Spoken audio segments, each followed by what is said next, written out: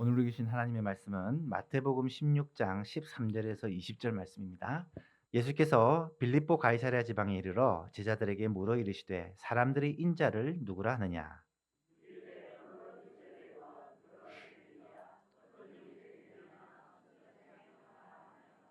이르시되 너희는 나를 누구라 하느냐.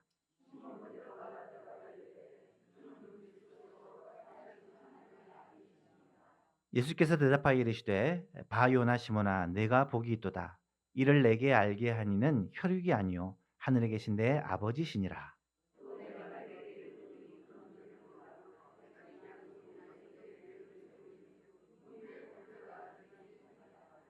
내가 천국 열쇠를 내게 주리니 내가 땅에서 무엇이든지 매면 하늘에서도 매일 것이요 내가 땅에서 무엇이든지 풀면 하늘에서도 풀리리라 하시고 자기가 그리스도인 것을 아무에게도 이르지 말라 하시니라. 아멘. 예, 주 안에서 또 함께 말씀을 나눌 수 있는 기회를 허락하셔서 하나님께 감사를 드리고 또 이렇게 이 시간에 또 이 귀한 자리에 또 은혜를 소망하며 오신 여러분들을 진심으로 환영하고 축복합니다. 예, 박일주 목사님이 소개할 게 많지만 하면서 하나도 소개를 안 하셔가지고 소개할 게 하나도 없어서 안 하셨구나 싶은 생각도 들기도 한데요. 저는 포항에서 포항 장로교회라는 교회를 개척을 해서 지금 이제 8년, 예, 이제 다음 주 돌아오는 3월 첫 주일이 8주년 기념이 됩니다. 제가 와서 보니까 예수만교회가 7주년, 예, 7년을 수일같이 아마 지나가셨지 않았을까 싶고 하나님과 함께 사랑하는 복된 시간을 또 보내셨을 거다라는 생각이 들고요. 제가 예배당 와서 딱 들어오는데 참 우리 그 성도분들이 기쁨으로 환대해 주시고 또 너무 예배당도 참 아늑하고 아름답고 참 좋아서 촌사람이 원래 서울 오면 설레거든요. 예. 그런 설렘을 갖고 왔고 제가 서울 가서 설교한다니까 우리 둘째 딸이 이제 중학교 2 학년 이제 중2병 이제 들어가는 딸이 인제 저한테 "아빠 서울 가면 서울말 연습하고 가라."면서 그 저한테 서울말, 예, 근데 와서 제가 박일철 목사님 만나는 순간 괜한 걱정이었구나.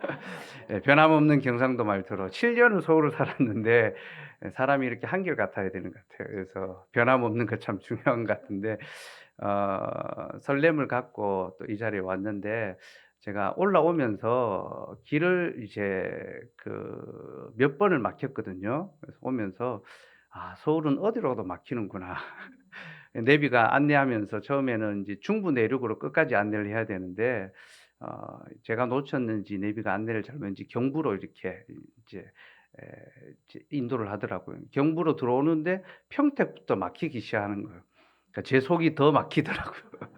'큰일 났다. 이게 막혀서 어떡하지?' 하면서 한참을 가다 보니까 서해안 고속도로 이제 실시간 고속 뭐 도로 정보를 반영을 해서 서해안 고속도로 한 번도 가 보지 못한 길을 분명히 교회와 반대 방향 같은 느낌이 드는데 예, 당진 뭐 이제 서해안 그쪽으로 안내하더라고요. 그래서 내비를 믿고 이제 갔는데 쪼끔 뚫리다가 또 막히더라고요.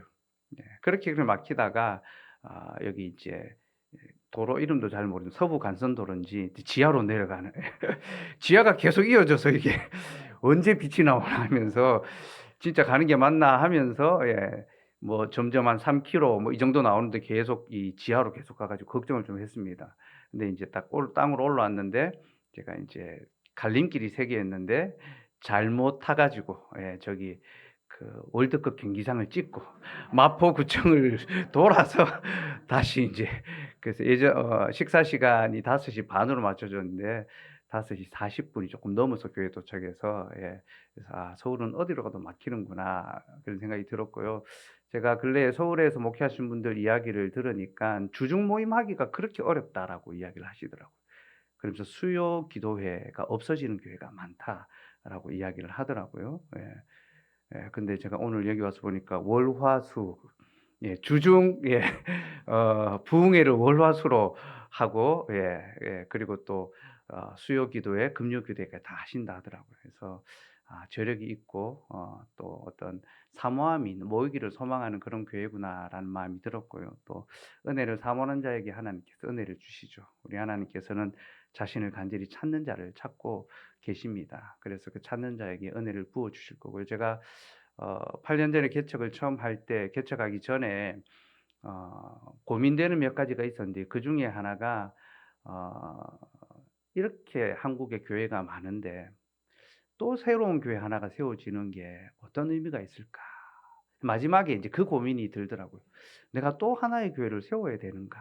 이제 그런 고민을 하고 있었는데 어느 날 선배 목사님이 메일이 왔는데 그 내용은 하나도 없이 제목만 딱 인제 메일이 온 거예요. 예. 그 제목이 이랬습니다. "박 목사님, 삼위 하나님께서는 자신을 참되게 예배할 교회를 기다리고 계십니다."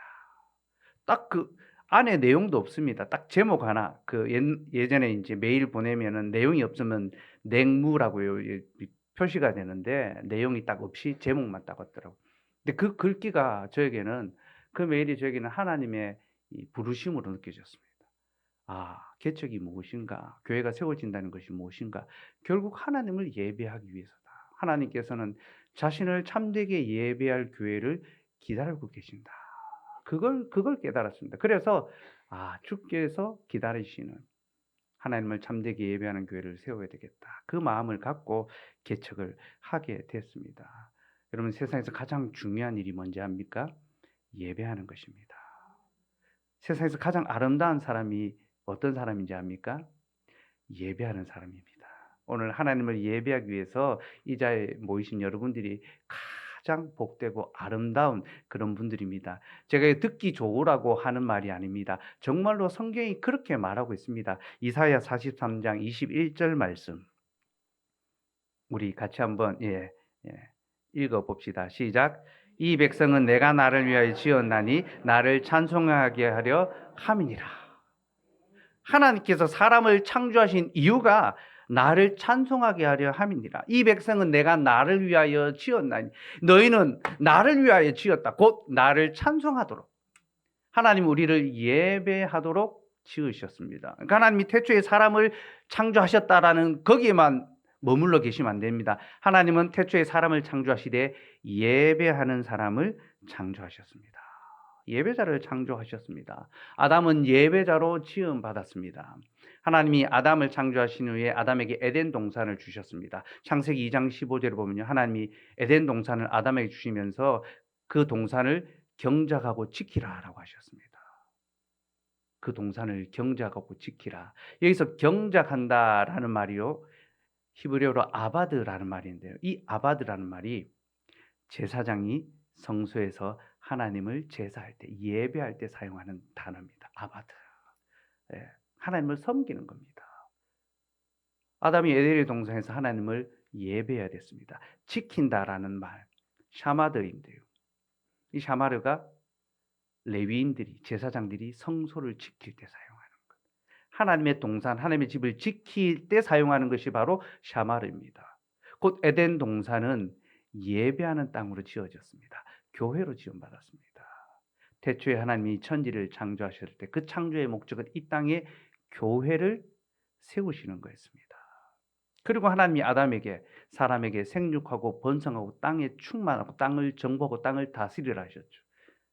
여러분, 생육 번성은요, 그냥 인류의 번성을 말하는 것이 아닙니다. 교회의 번성을 말하는 겁니다. 하나님께서 생육하고 번성하라는 명령을 주신 것은 교회입니다. 교회가 그 약속을 받았습니다. 이것이 우리가 받은 언약입니다. 하나님은 태초부터 우리에게 영원한 언약을 주셨는데 곧 교회가 생육하고 번성하고 땅에 충만하고 땅을 정복하고 땅을 다스리라는 것입니다. 여러분, 교회가 이 땅을 다스리는 기관이라는 걸 아셔야 됩니다. 에베소 1장에 보면요, 예수님께서 모든 이름 위에 뛰어나십니다. 모든 무릎을 자기 발 아래, 만물을 자기 발 아래 꿇게 하셨습니다. 그런데 그 예수님이 교회의 머리가 되셨습니다. 교회는 그의 몸이며 만물 안에서 만물을 충만케 하신 이의 충만입니다. 곧 교회는요, 하늘에 계신 예수님께서 이 땅을 다스리는 통치의 수단이고요. 우리는 주님의 손과 발이 돼서 이 땅을 다스리는 자들입니다. 만물을 충만케 하는 것이 바로 교회입니다. 여기서 충만이라는 것은요, 뜻을 성취한다, 가득하게 한다, 그런 뜻이 있습니다. 교회는, 성도는 이 땅에 하나님의 뜻을 성취해야 합니다. 곧 이 땅을 향한 하나님의 온전한 뜻이 무엇인지 드러내야 되고요. 그렇게 하나님의 뜻을 드러낼 때 하나님의 뜻이 뭡니까? 예배하는 거죠. 이 땅이 예배하는 것입니다. 하나님이 사람을 예배하도록 지으셨기 때문에 이 땅의 사람들이 하나님을 예배할 수 있도록, 그게 복음을 전하는 거죠. 전도에서 교인 수 하나 늘리는 것이 복음이 아니라 하나님을 예배할 수 있는 사람을 세워내는 것이, 그게 전도의 목적입니다. 예배자를 만들어야 되는 거죠. 그렇게 예배하게 되면요, 이 땅에 하나님의 영광이 가득해집니다. 그게 만물을 충만케 하는 거죠. 여러분, 우리는 만물을 충만하게 하는 그런 자들입니다. 그러니까 예배하는 자보다 더 귀하고 더 아름다운 사람이 없습니다. 하나님이 사람을 만드시고 보시기에 심히 좋았더라. 그냥 사람이 보시기에 좋은 것이 아닙니다. 그가 하나님이 지으신 목적대로 하나님을 예배하기 때문에 보시기에 심히 좋은 겁니다. 그러니 여러분, 지금도 에덴의 동산은 교회입니다. 교회가 에덴의 동산입니다. 그 교회에서 우리가 경작합니다. 하나님을 아바드 섬깁니다. 그래서 이 교회가 세상에서 가장 아름다운 곳입니다. 가장 복된 곳입니다. 근데 여러분, 우리가 왜 하나님을 아바드 예배해야 되는지 압니까? 우리가 하나님을 아바드 해야 되는 이유는요, 하나님께서 우리를 먼저 아바드 섬겨주셨기 때문입니다. 우리를 돌봐주셨기 때문입니다. 우리 자녀가 태어나면요, 그 자녀에게 부모가 뭐합니까? 돌봐줍니다. 섬겨줍니다. 진 자리 마른 자리 다 갈아입히면서 열심히 섬겨줍니다. 그죠? 그 아이가 자라서 어떻게 합니까? 부모를 공경하죠. 섬깁니다. 하나님께서 먼저 우리를 아바드 섬겨주셨습니다.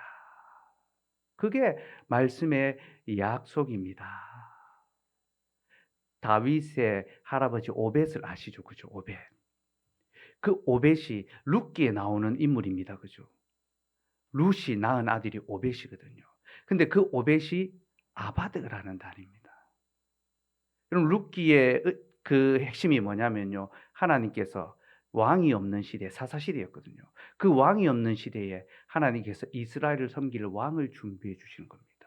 그래서 룻기의 마지막 결론은 족보로 끝나는데요, 2세가 나는 것입니다. 다윗 왕의 아버지. 하나님께서 그 어둠의 시대에 자기의 백성을 위하여 왕을 준비하는 역사가 룻기 역사인데요, 그게 오벳. 하나님이 우리를 먼저 섬겨 아바드 해 주셨다.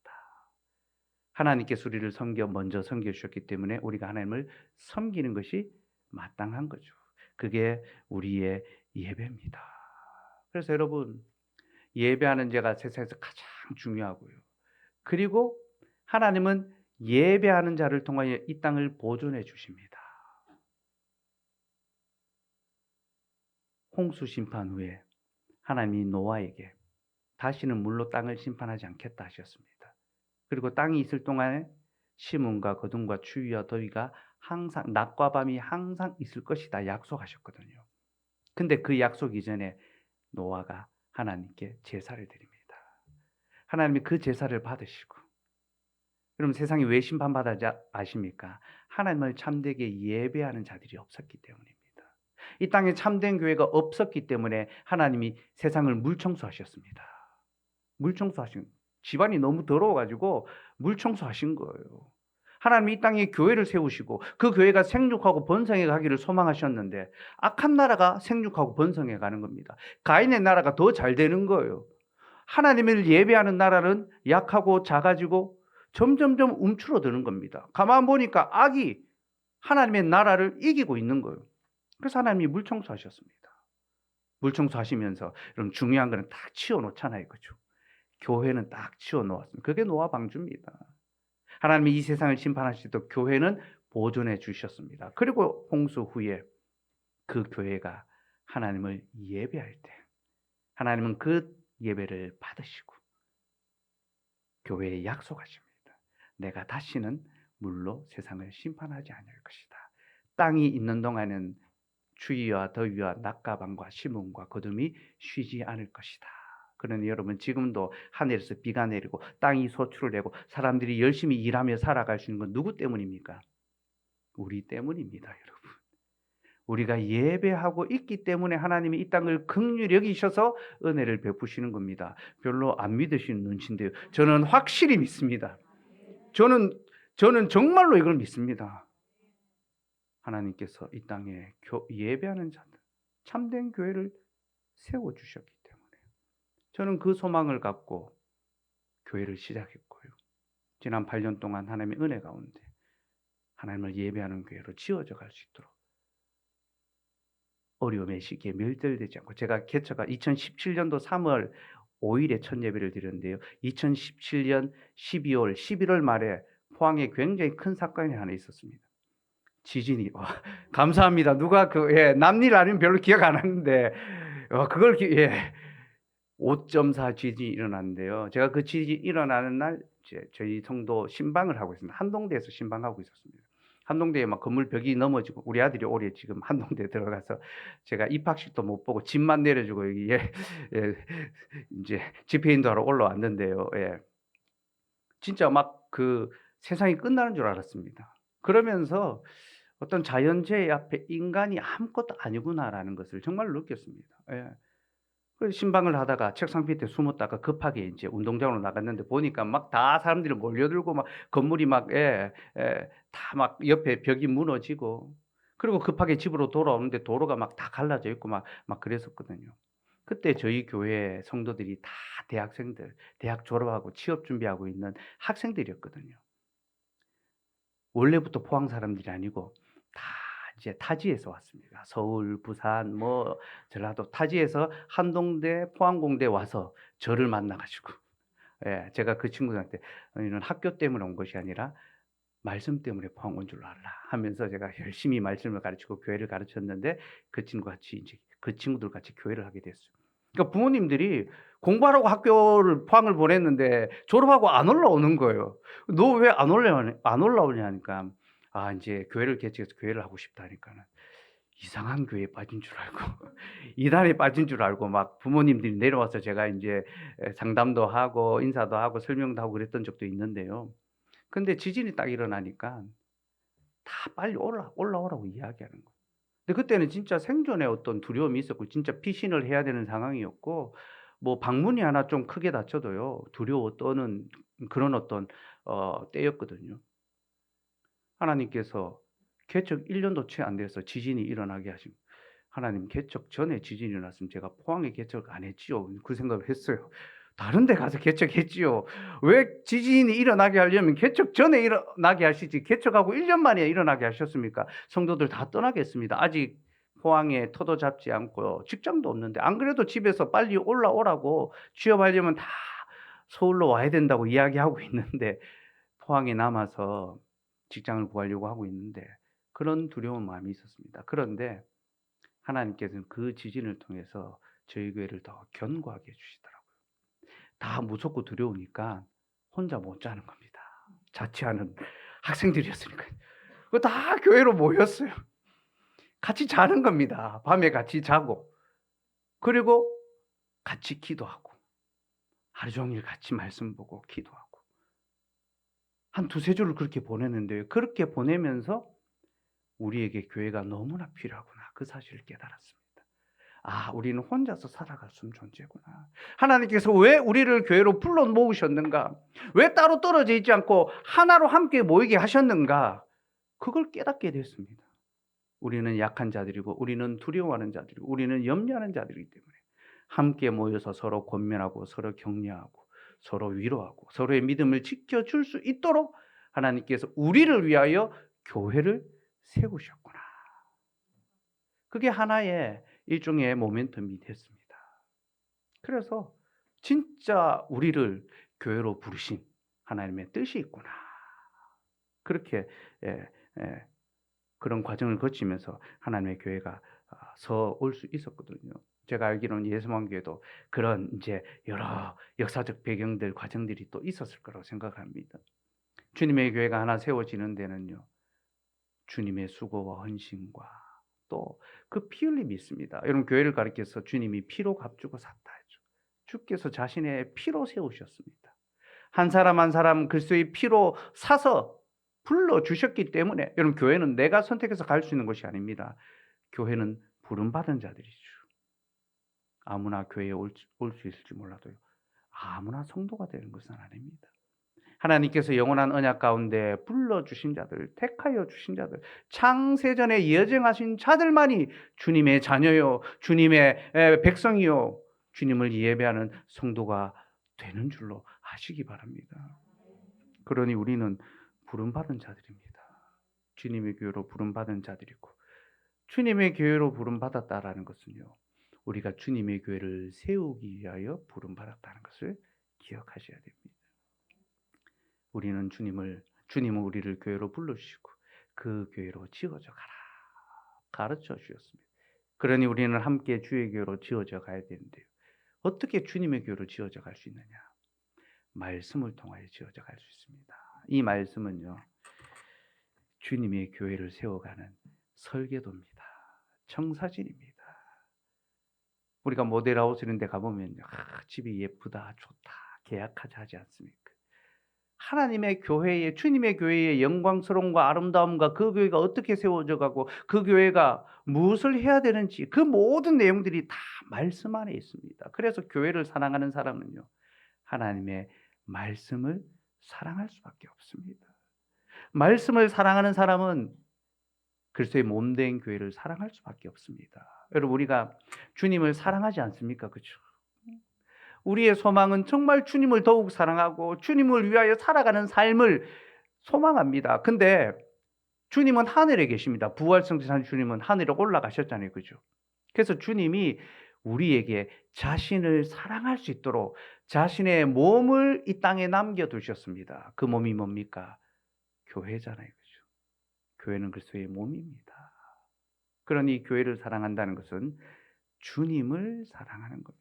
나는 예수님을 사랑하는데 교회는 나는 사랑 안 해. 성립할 수 없는 말입니다. 근데 이 성립할 수 없는 말이 요즘 성립이 되고 있어요. 인터넷 성도들, 그죠? 예. 유튜브 성도들.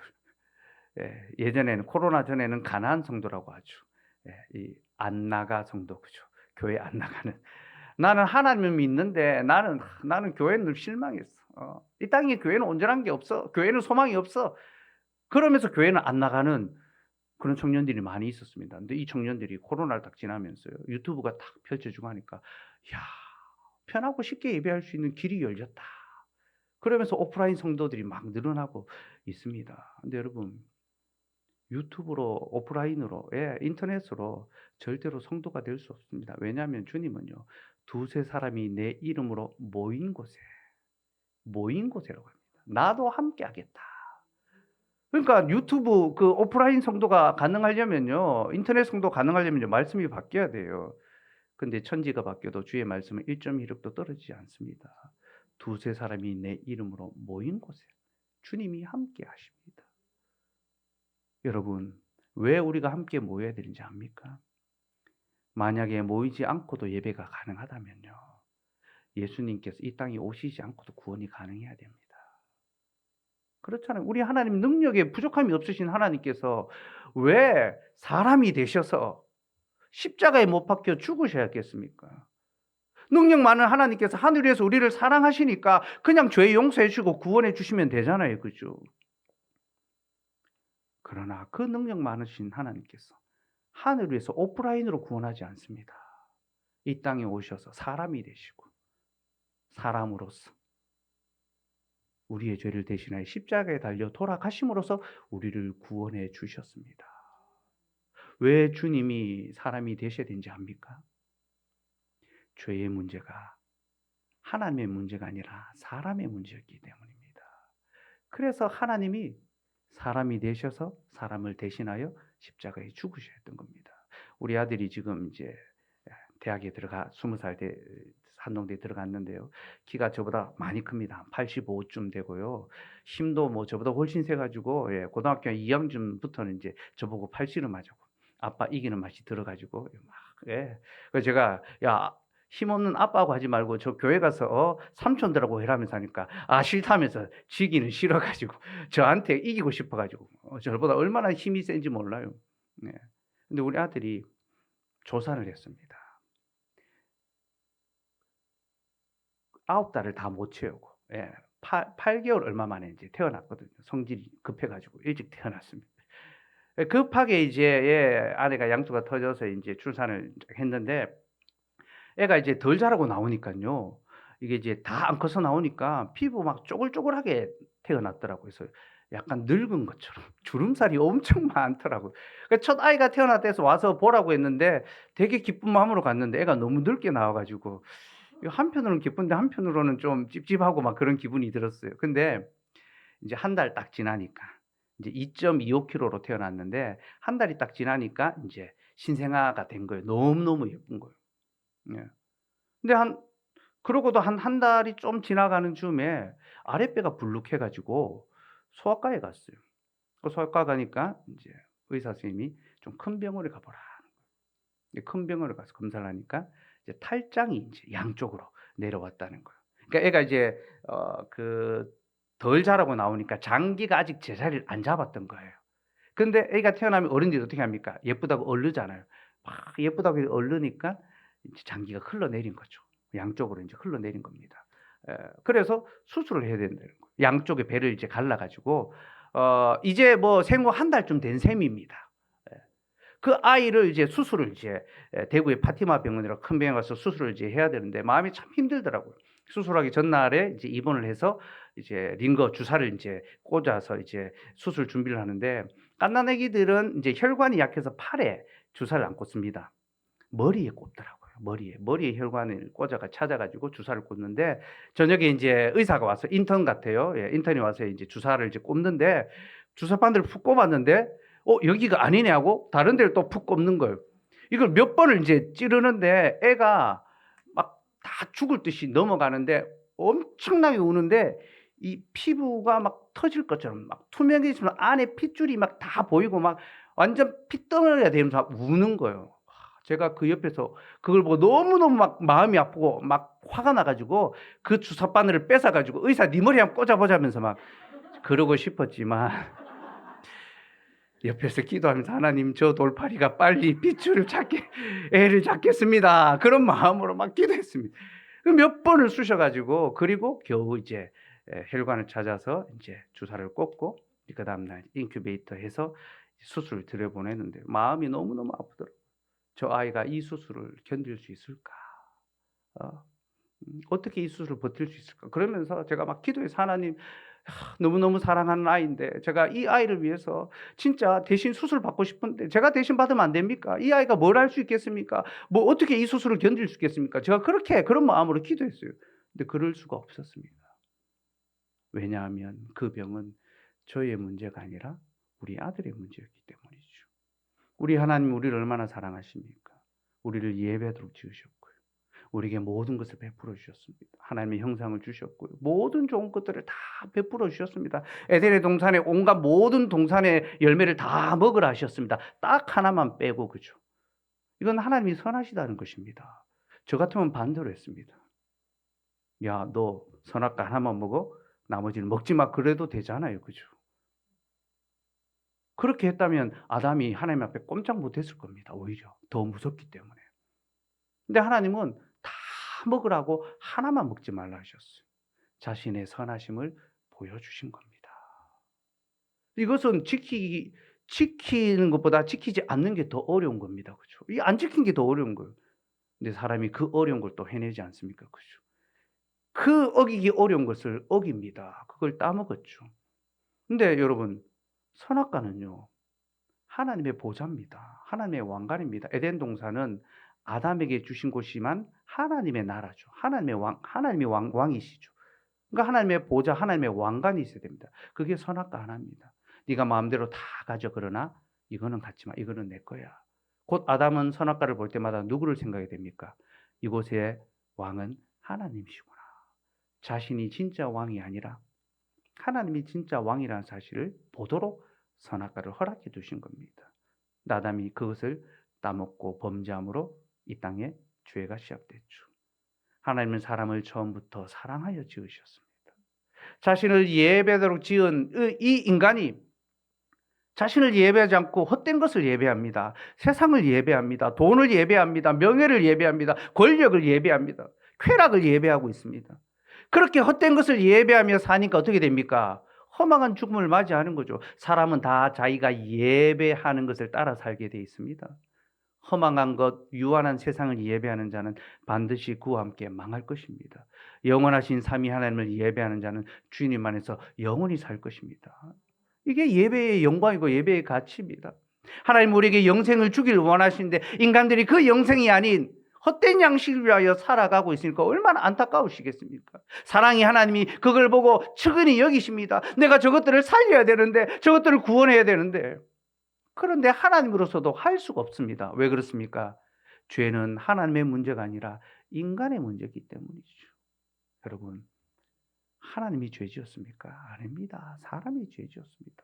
어떤 사람들은 선악과 가지고 이야기합니다. 하나님이 선악과 안 만들었으면 죄 안 지었을 때 왜 선악과 만들었냐? 그렇게 이야기합니다. 근데 이건 질문이 바뀌어야 됩니다. 여러분, 하나님이 인간이 선악과를 따먹을 줄 알았으면요, 선악과를 안 만드는 게 아니라 인간을 안 만들면 됩니다. 그렇죠. 선악과가 무슨 죄가 있습니까? 따먹은 인간이 죄죠. 그렇죠. 하나님은 그것을 아시면서도 만드셨습니다. 왜요? 사랑하시기 때문에. 우리를 사랑하시기 때문에. 그리고 우리를 구원하시기 위하여 하나님이 사람이 되셨습니다.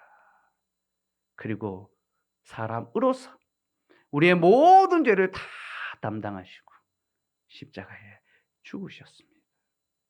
그렇게 그가 하나님의 모든 죄의 진노를 다 받으셨습니다. 그게 바로 예수 그리스도의 희생의 사랑이죠. 그죠? 그 주님이 그렇게 죽으심으로 말미암아 우리가 영원한 생명을 얻게 된 것입니다. 이게 구원의 약속입니다. 그 구원의 약속으로 부름받은 자들, 창세전부터 하나님께 구원 얻기로 예정된 우리가 하나님의 거룩한 교회의 성도로 부름을 받았습니다. 그래서 사도 바울은 에베소서 1장에서 너희의 부르심이, 성도로서의 부르심이 얼마나 영광스러운지 너희가 알기를 원한다. 하나님이 계시의 영을 주셔서 너희가 성도로 부름받았다는 사실이 얼마나 놀라운지 알기를 원한다. 여러분, 에베소라는 도시는요, 고대 그리스 헬라 사회에서 굉장히 강력한 소아시아의 가장 발전한 도시였습니다. 아데미 여신이 있었던 파르테논 신전보다 4배 크기의 신전이 있었습니다. 그 아시아 지역의 경제와 무역과 어떤 관광의 중심지였습니다. 제가 에베소를 가볼 기회가 있었는데 거기 클레오파트라가 다녀간 명품 거리가 있습니다. 딱 그 기록에 남겨져 있어요. 클레오파트라 거기 와서 명품샵 가서 물건 사고 향수 사고 막 그렇게 했거든요. 엄청나게 이 큰 도시가 세상의 중심이 서울이라고 할 수 있겠죠. 한국의 중심이 그게 에베소였습니다. 그 에베소에서 바울이 2년 동안 두란노 서원에서 복음을 전했죠.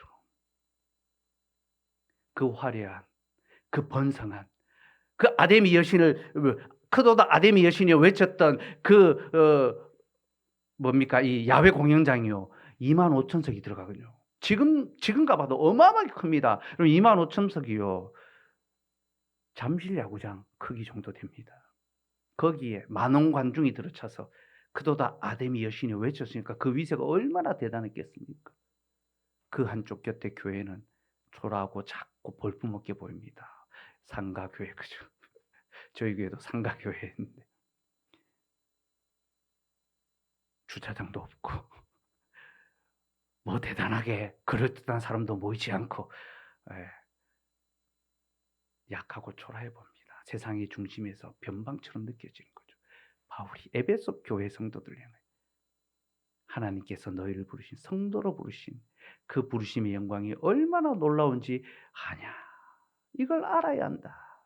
사랑하는 여러분, 성도로 부름받은 것보다 더 영광스러운 부르심이 없다는 것을 아시기 바랍니다. 그러니 우리는 하나님을 예배하며 살아가야 하고 그 예배하는 교회를 세우며 살아야 합니다. 여러분이 어떤 일을 하시고 어떤 성취를 이룬다 하더라도요, 하나님을 예배하고 주님의 교회를 세우는 것보다 더 가치 있고 영광스러운 일은 없습니다. 저는 정말로 이것을 믿습니다. 세상적으로 아무리 대단한 일을 한다 하더라도 그가 하나님을 예배하지 않는다면 그는 무익한 자입니다. 그러나 보잘것없다 하더라도 그가 하나님을 참되게 예배한다면 그는 가장 존귀하고 가장 가치 있는 일을 하고 있는 겁니다. 그러니 여러분, 주님의 교회를 더욱 힘써 잘 세워갈 수 있으면 좋겠고요. 어떻게 주님의 교회를 세워갈 수 있느냐의 그 교훈이 성경에 나온다 했잖아요. 특별히 마태복음은요. 주님의 교회가 어떻게 세워지는지를 우리에게 가르쳐주는 그런 말씀입니다. 마태복음은요. 예수님이 이 땅에 오신 이유가 뭔지를 우리에게 가르쳐주십니다. 마태복음 1장을 한번 보실까요?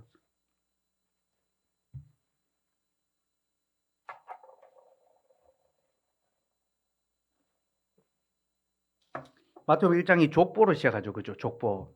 이 족보가 구약의 축약입니다. 구약 전체를 축약했습니다. 곧 하나님께서 자기 백성을 구원하시기로 작정하셨는데 그 구원의 역사가 실행되고 있다는 것을 보여주는 것이 족보입니다. 그래서 족보를 보면요. 잠이 오는 것이 아니라 자던 사람도 깨어나야 됩니다. 야, 하나님의 구원 역사가 이렇게 어두움을 뚫고 대적의 그 공격을 이기고 마침내 승리하여 예수 그리스도를 이 땅에 보내어 주셨구나. 그게 족보 속에 쫙 담겨 있습니다. 예. 박일철 목사님이 계속 아마 이제 그런 복음의 내용을 가르쳐 주실 거고요.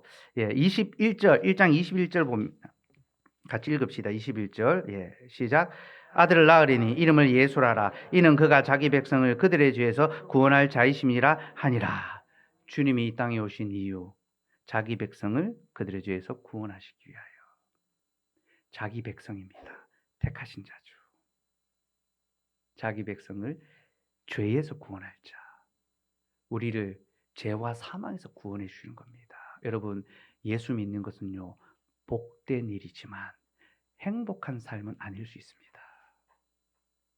예수 믿는 것은 분명히 복된 일입니다. 그러나 행복한 일은 아닐 수 있습니다. 우리 시대에 자꾸 복음을 행복으로 치환하고 있습니다. 예수 믿으세요. 예수 믿으면 행복해집니다. 아닙니다, 여러분. 성경은요, 예수 믿으면요, 가난해질 수 있답니다. 어려워질 수 있답니다. 핍박받을 수 있답니다. 조롱과 멸시와 천대를 받을 수 있다라고 합니다. 행복한 삶이 아닙니다. 박복한 삶입니다. 그러나 그것은 복된 삶입니다. 여러분, 복된 삶과 행복한 삶은 다르다는 것을 알아야 됩니다. 근데 이것이 정말로 이것이 복이란 걸 알면 행복해집니다. 사도들이 그리스도 이름 때문에 핍박받는 것을 즐거워했습니다. 나 같은 것을 주께서 귀히 여기셔서 주의 이름으로 말미암아 핍박받는 자로 부르셨구나. 그게 행복입니다. 참된 행복이 바로 거기에 달려 있죠. 예수는 우리를 그 죄에서 구원하시기 위하여. 우리의 구원은 인생이 잘 되고 뭐 어려움에 문제가 해결되는 것이 아닙니다. 우리 안에 해결되지 않는, 육체가 살아있는 동안 해결되는 이 죄의 그 근본적인 뿌리를 그리스도께서 완전히 단번에 십자가 위에서 다 해결하셨습니다. 그게 복음이고 그게 구원입니다. 23절 말씀도 한번 봅시다. 23절 읽읍시다. 시작. 보라, 처녀가 잉태하여 아들을 낳을 것이요 그의 이름은 임마누엘이라 하리라 하셨으니 이를 번역한즉 하나님이 우리와 함께 계시다 함이라. 주님이 우리 이 땅에 오신 이유는 우리를 구원하시기 위해서고요. 그걸로 끝이 아니라 내가 너희와 함께 하겠다. 우리와 함께 해 주시기 위하여 이 땅에 오셨습니다. 그래서 성부, 성자, 성령 삼위 하나님을 이렇게 표현하기도 합니다. 성부 하나님, 우리 위에 계신 하나님. 그는 하늘에 계십니다. 우리 위에 계십니다. 성자 예수님, 우리 곁에 오신 하나님. 예수님 우리 곁에 오셨죠. 성령 하나님, 우리 안에 오신 하나님. 그는 우리 안에 오셨습니다. 이 삼위 하나님이 얼마나 놀랍고 좋은지 모릅니다. 우리 위에, 우리 곁에, 우리 안에. 우리 인생의 앞에도 계시고 뒤에도 계시고 옆에도 계시고 항상 함께 계십니다. 여러분, 항상 우리와 함께 하시는 그 하나님의 삼위 하나님의 은혜를 기억하시고 인생의 어려움과 고통과 또 질병과 아픔 속에서도 그 하나님을 소망할 수 있으면 좋겠습니다. 근데 마태복음은 예수님이 우리와 함께 하시기 임마누엘로 오셨다는 것을 보여주는데요. 마태복음의 마지막도 임마누엘의 약속을 권합니다. 마태복음 28장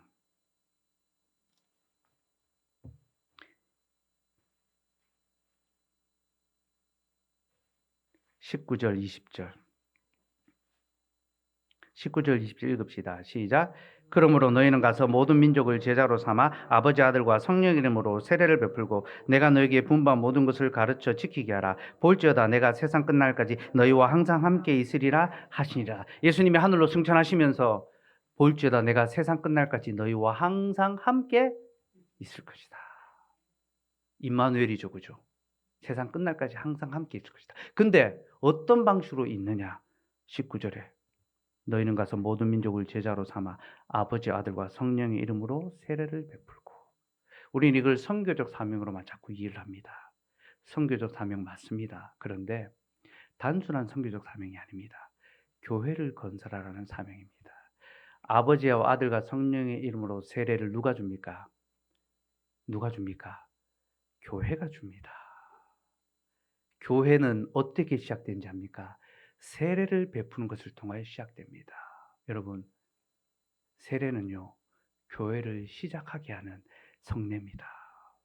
오순절 성령 강림 이후에 사도들이 설교했습니다. 베드로가 설교했습니다. 많은 사람들이 그 설교를 듣고 예수를 믿었습니다. 그때 베드로가 세례를 베풀었죠. 그날에 세례받은 수가 3,000이나 다하더라. 이 땅의 첫 교회가 시작됐습니다. 세례는 교회를 시작하게 하는 하나님의 거룩한 예식이고요. 세례는 하나님의 교회가 보존되게 하는 거룩한 예식입니다. 교회의 가장 중요한 예식이 뭔지 압니까? 세례식입니다. 하나님의 자녀가 태어나는 것보다 더 기쁘고 복되고 영광스러운 일이 없고요. 이 땅에 세례가 베풀어질 때 하나님이 지금도 구원의 역사를 실행하고 있다는 것을 눈으로 목격하는 겁니다. 저희 교회는 유아 세례를 많이 하거든요. 제가 개척하고 제일 많이 한 게 결혼식 주례 설교입니다. 한 20번 정도 했습니다. 예, 제가 다 자체 내수 경제를 활발히 돌려가지고 수출하지 않고 다 안에서 다 맺어줬습니다. 그리고 잘 안 맺으면 다 수입해가지고 결혼을 이 교회 성장이 아주 중요한 방편으로 삼았습니다. 근데 실제로 결혼은 교회 성장의 도구입니다. 하나님이 태초에 결혼을 제정하셨죠. 생육하고 번성하라가 누구에게 준 사명이라고요? 교회에 준 사명입니다. 결혼은 교회를 성장시키는 아주 중요한 도구입니다. 그래서 우리 시대의 젊은 청년들이 결혼 많이 해야 됩니다. 다음 세대 자녀가 없다고 많이 걱정하죠. 결혼을 안 하니까 그런 겁니다. 결혼하고 출산해야 됩니다. 저희 교회는 20대 때 제가 다 조기 결혼시켰습니다. 결혼만큼 조기 교육이 중요한 게 없어요. 그래서 20살 될 때부터 중고등학교 때부터 결혼의 그 의미를 가르칩니다. 여러분, 결혼이 왜 중요하냐면요. 결혼은 하나님과 우리의 관계를 보여주는 복음의 약속입니다. 결혼 그 자체가 남녀의 사랑을 보여주는 것 이전에 하나님의 사랑을 우리에게 보여줍니다. 여러분, 결혼이라는 것은요, 남자와 여자를 약속으로 묶는 겁니다. 그래서 여러분, 사랑이 결혼을 지켜준다고 생각하는데 그렇지 않습니다. 사랑은요, 쉽게 변합니다. 그래서 결혼하기 전에 나 이 사람 아니면 안 된다 하면서 죽도록 사랑합니다. 그리고 결혼한 다음에는요, 괜히 만났다 하고 많은 사람 중에 왜 이 사람을 만났지 하면서 죽듯이 미워합니다. 그게 인간의 사랑이에요. 근데 연애할 때는 쉽게 헤어집니다. 결혼하고 난 다음에 어떻게 합니까? 쉽게 못 헤어집니다. 왜 그래요? 결혼이 붙잡고 있기 때문입니다. 약속. 여러분, 결혼이 우리의 연약한 사랑을 붙잡고 있는 거예요. 붙잡고 있는 거예요. 저도 그렇더라고요. 살아보니까 그렇더라고요. 저 되게 동안으로 보이죠, 그죠? 예. 그래도 5학년입니다. 예.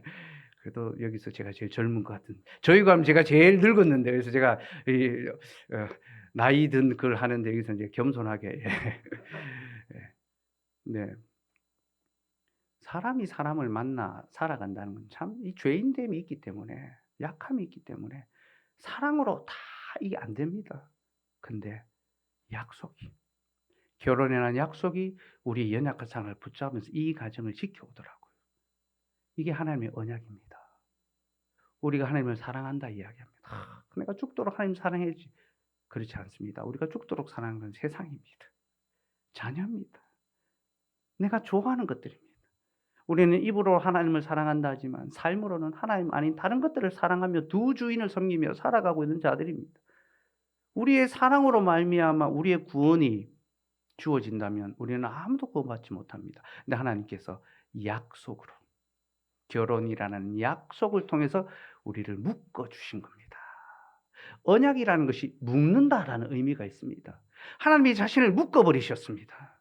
사랑하시기로, 보호하시기로. 그 약속이 우리를 지키고 있는 겁니다. 우리는 끊임없이 넘어지지만 하나님이 끝까지 우리를 붙잡고 계시는 거죠. 그래서 결혼은 하나님과 우리의 관계를 보여주는 복음의 약속이 되는 겁니다. 그게 하나님의 언약의 약속이거든요. 그 영원한 약속이 우리를 붙잡고 있는 겁니다. 근데 하나님께서 내가 너희와 영원히 함께하겠다 말씀하시면서 교회를 세워라. 그 교회와 함께하겠다. 그래서 저희 교회에 조기 결혼시키고 다 조기 출산시켜가지고 20대, 30대 초반에 다 첫째, 둘째씩 막 놓고 있습니다. 제가 포항시 인구 그 감소를 완화시키는데 중요한 역할을 하고 있습니다. 예. 시청에서 감사패 하나 받아야 되는데 시장이 이 고마운 걸 모릅니다. 여러분 성도가 결혼하고 자녀를 낳아야 이 세상이 보존되죠. 진짜 중요한 것입니다. 결혼과 출산은 하나님의 나라, 주님의 교회를 확장시키는 정말 중요한 하나님의 사명입니다. 생육하고 번성해 가야 됩니다. 근데 유아세례를 할 때마다요. 1년에 5번, 6번씩 합니다. 저희는 그 아이가 처음 올 때 유아세례를 하거든요. 세례식을 하고 온 성도들이 다 보게 합니다. 그러면서 오늘 이 세례 예식이 있다는 것은 우리 하나님께서 지금도 살아계셔서 구원의 역사를 베풀고 계심을 우리의 눈에 똑똑히 보여주신 증거다. 보라고. 하나님은 지금도 살아계신다고. 자신의 구원의 백성을 낳으시고 보내신다고. 그리고 우리와 함께 하신다고. 아버지의 아들과 성령의 이름으로 세례를 베풀라. 내가 세상 끝날까지 너희와 항상 함께 있을 것이다. 세례가 있는 한 주님이 우리와 함께 하신다는 증거가 확실하게 드러나는 겁니다. 그렇게 마태복음은 임마누엘의 약속으로 시작해서 임마누엘의 약속으로 마치죠. 그리고 그 임마누엘의 방식이 교회를 통하여 승천하신 주님은 이제 교회를 통하여 자기 백성과 함께 하십니다. 그리고 그 마태복음의 중간에 주님의 교회가 어떻게 세워지는지를 가르쳐주고 있는 겁니다. 그게 오늘 본문입니다. 마태복음 16장으로 갑시다.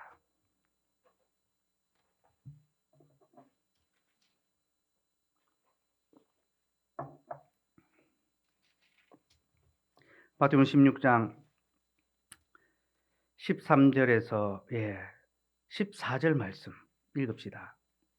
시작.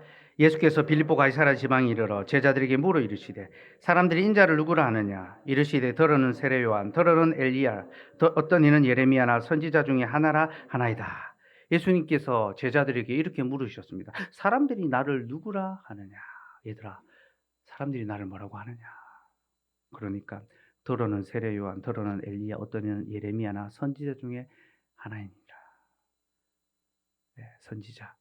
능력이 있는 사람이죠. 예수님께서 오병이어를 행하시고 무리를 걸으시고 병자들을 고치시니까 이분은 선지자 중에 하나구나. 그럼 선지자는 이스라엘 백성에서 유명한 사람들입니다. 능력 있는 사람들이죠. 우리로 치면요. 요즘 시대로 치면요. 인플루언서 같은 사람입니다. 유튜버 같은 사람입니다. 일타 강사 같은 사람입니다.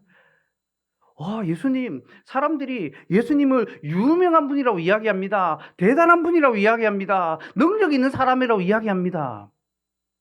그렇게 이야기했습니다. 예수님이 제자들에게 다시 물었습니다. 그래? 사람들은 나를 그렇게 이야기한다고? 그러면 너희는 나를 누구로 아느냐? 15절, 16절 읽읍시다. 15절, 16절.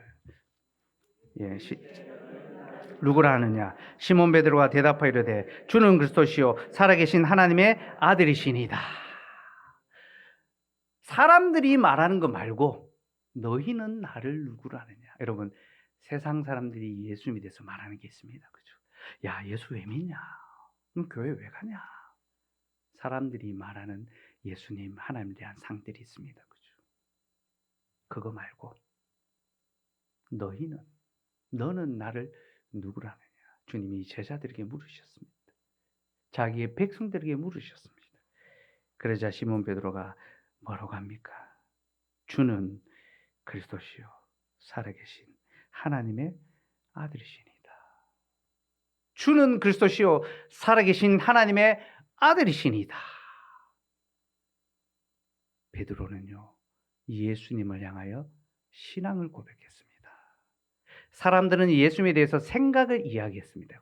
아, 예수님, 내가 좀 알지. 그분이 그런 일도 하셨더라고. 아, 그분은 능력 있는 분인 것 같아. 자기의 생각을 이야기했습니다. 베드로는요, 생각을 이야기하는 것이 아니라 자기의 믿음을 고백했습니다. 예수님은 주가 되시고 그리스도가 되시고 살아계신 하나님의 아들이십니다. 예수님을 향한 신앙 고백을 했습니다. 우리가 보기에 이 고백은 뭐 그렇게 대단한, 뭐 좋은 고백인 것 같지만 그렇게 대단한 고백처럼 안 느껴질 수 있습니다. 그런데 유대인인 베드로에게 이 고백은 엄청난 의미가 있는 고백입니다. 먼저 예수님을 주라고 이야기했습니다. 주라는 말, 로드, 주인, 그런 의미가 있죠. 그죠? 근데 유대인들에게 주라는 말은요, 단순한 주인을 가리키는 말이 아닙니다. 그들에게 주라는 말은요, 오직 한 분에게만 쓸 수 있는 말입니다. 여호와 하나님. 신명기 6장에 보면 쉐마 이스라엘아, 들으라 이스라엘아, 유명한 구절이 나옵니다. 그 쉐마 이스라엘, 들으라 이스라엘아, 그 구절에 보면 6장 4절에 이스라엘아 들으라, 주 우리 하나님은 오직 유일한 주시니라. 그렇게 시작합니다. 이스라엘아 들으라, 주 우리 하나님 여호와는 오직 유일한 주시니라. 그러니 유대인들에게 주라는 표현은 하나님 외에 다른 사람에게 쓸 수 있습니까? 없습니까? 못 씁니다. 유대인들은요, 이 쉐마의 구절을요, 하루에 2번씩 기도했습니다. 아침, 저녁으로 이 구절로 기도했습니다. 매일같이 이렇게 시작합니다. 이스라엘아 들으라, 주 우리 하나님은 오직 유일한 주시니라. 어렸을 때부터 이것을 계속 반복합니다. 가스라이팅 하는 거죠. 그죠? 세뇌하는 겁니다. 그래서 사고체계 자체가요, 하나님 외에 다른 존재에게 주라는 말을 쓸 수가 없습니다. 이거는 신성모독입니다. 이스라엘에 있어서 유대인들에서 가장 심각한 죄가 바로 신성모독입니다. 하나님의 이름을 망령되게 일컫는 것입니다. 근데 베드로가 예수님을 주라고 고백했습니다. 신명기 6장에 나오는 매일 2번 자신들이 기도하고 있는 그 주가 바로 주님이십니다. 여호와가 바로 주님이십니다. 이 말은 예수님이 구약에부터 우리가 믿고 고백했던 바로 그 하나님, 메시아를, 자기의 아들을 보내주겠다고 약속하신 그 하나님이 바로 주님이십니다라는 하나님을 향한 신앙 고백입니다. 베드로는 예수님을요, 좋은 선생으로 말하지 않았습니다. 예수님을 하나님으로 고백하고 있습니다. 그리스도라는 말은 무엇입니까? 그리스도는요, 기름 부음 받은 자죠. 메시아입니다. 그죠? 히브리어로 메시아, 헬라어로 그리스도. 기름 부음 받은 자.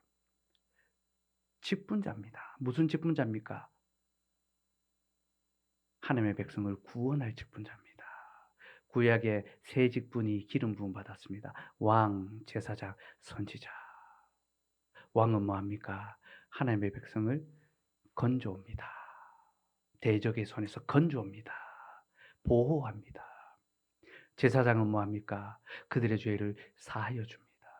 하나님과 화목하게 합니다. 선지자는 뭐합니까? 하나님의 말씀을 선포하고 백성들의 마음을 하나님께로 향하게 합니다. 여러분, 말씀이 뭐한지 압니까? 목사가 하는 역할이 뭔지 압니까? 세상을 향하여 살아가던 자들의 마음을 다시 하나님께로 향하도록 하는 겁니다. 우리가 6일 동안 세상을 살며 땅을 쳐다보고 살아갑니다. 코를 땅에 쳐박고 이 땅 이것을 위하여 무엇을 먹을까 무엇을 마실까 그렇게 살아갑니다. 하나님께서 너희가 언제까지 땅만 보고 살겠느냐. 너희가 봐야 할 곳은 땅이 아니라 하늘이다. 그 하늘을 생각나게 하십니다. 그게 바로 예배입니다. 주일에 예배로 올 때에 하늘을 향하여 오는 것입니다. 아, 우리가 땅이 아니라 하늘을 바라보고 살아가는 자들이지. 그렇게 하늘의 공동체인 교회에 와서 말씀을 들으면 목사님의 말씀을 통하여 세상을 향했던 우리의 생각을 교정해 줍니다. 하늘을 향하여. 그래서 예배당을 나갈 때는 이제 내가 하늘을 향하여 살아가겠다. 소망하고 살다가 눈이 점점 내려와서 다시 땅을 보고 다시 유튜브를 보고 다시 당글을 보고 다시 그렇게 하잖아요. 그죠? 그래서 다시 주일이 있습니다. 또다시 땅을 향한 우리의 마음을 하늘. 이게 사이클입니다. 이게 예배의 사이클입니다. 그래서 성도의 삶은요. 성도의 시간은 예배에서 시작해서 예배로 마치는 겁니다. 이 사이클을 이게 루틴이 돼야 됩니다. 습관이 돼야 되는 거죠. 예배적 습관을 가지고 삶을 살아가는 거죠. 베드로 주님을 향 주는 그리스도십니다. 왕 제사장 선지자로서 우리에게 구원을 이루실 바로 그분입니다. 우리가 기다린 메시아가 바로 주님이십니다. 하나님의 약속이라는 거죠. 그리고 살아계신 하나님의 아들. 하나님을 삼위일체로 이해한 겁니다. 여러분, 유대교와 기독교는 완전히 다른 종교입니다. 이스라엘을 자꾸 친척처럼 생각하지 마십시오. 사촌처럼 생각하고 뭔가 이스라엘은 우리 곁에 유대교는 우리 가까이 있는 것 같고 전혀 그렇지 않습니다. 유대교와 기독교는 완전히 다릅니다. 유대교는 지금도 야훼 하나님만 믿습니다. 야훼 하나님. 기독교는요. 성부, 성자, 성령 삼위 하나님을 믿습니다.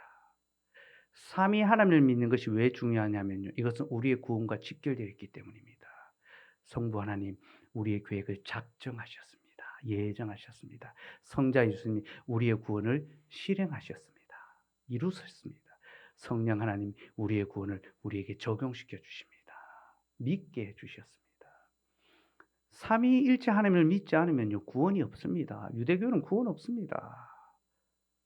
완전히 다른 종교입니다. 베드로가 예수님을 통하여 성부, 성자, 성령 하나님을 알게 됐습니다. 이것이 예수님이 이 땅에 오신 이유입니다. 하나님이 어떤 분인지를 보여주시기 위해서. 하나님의 영이시니 우리가 볼 수 없죠. 그래서 독생하신 예수님을 통하여 하나님을 알게 되는 겁니다. 얼마나 감사한지 모릅니다. 베드로가 바로 이것을 고백했던 것입니다. 예수님은 하나님이십니다.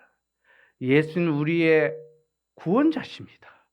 예수님은 성자 하나님으로서 우리의 구원을 실행하시는 성부, 성자, 성령 하나님이 계십니다. 삼위일체 하나님을 고백했습니다. 그 고백을 들으시고 예수님이 뭐라 하십니까? 17절, 18절 읽읍시다. 시작. 예수께서 대답하여 이르시되 바요나 시모나 내가 복이 있도다. 하늘에 계신 내 아버지시니라. 또 내가 내게 이르노니 너는 베드로라. 내가 이 반석 위에 내 교회를 세우리니 음부의 권세가 이기지 못하리라. 예수님이 베드로를 칭찬하시는데 네가 복이 있다라는 겁니다. 복이 뭡니까?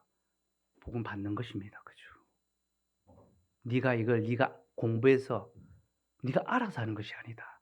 하나님께서 너에게 가르쳐 주셨기 때문에 이를 내게 알게 하니니 혈육이 아니요 하늘에 계신 내 아버지다. 성부께서 가르쳐 주셨다. 믿음은 선물입니다. 그죠? 내가 믿어야지 해서 믿어지는 것이 아닙니다. 하나님이 믿음을 주셨기 때문에 믿어지는 거죠. 그죠? 그리고 그 믿음의 고백 위에 너는 베드로라. 이 반석 위에 내 교회를 세우리니 음부의 권세가 이기지 못하리라. 이 세상의 어떤 어둠의 권세도 교회를 이기지 못한다는 것입니다. 세상 역사와 권세와 권력이 교회를 핍박할 때가 있습니다. 그러나 여러분, 모든 권력은 끝이 납니다. 악한 권력은 반드시 끝이 납니다. 그러나 하나님의 나라는 영원합니다. 주의 교회는 결코 쇠하지 않습니다. 그게 예수님의 약속입니다.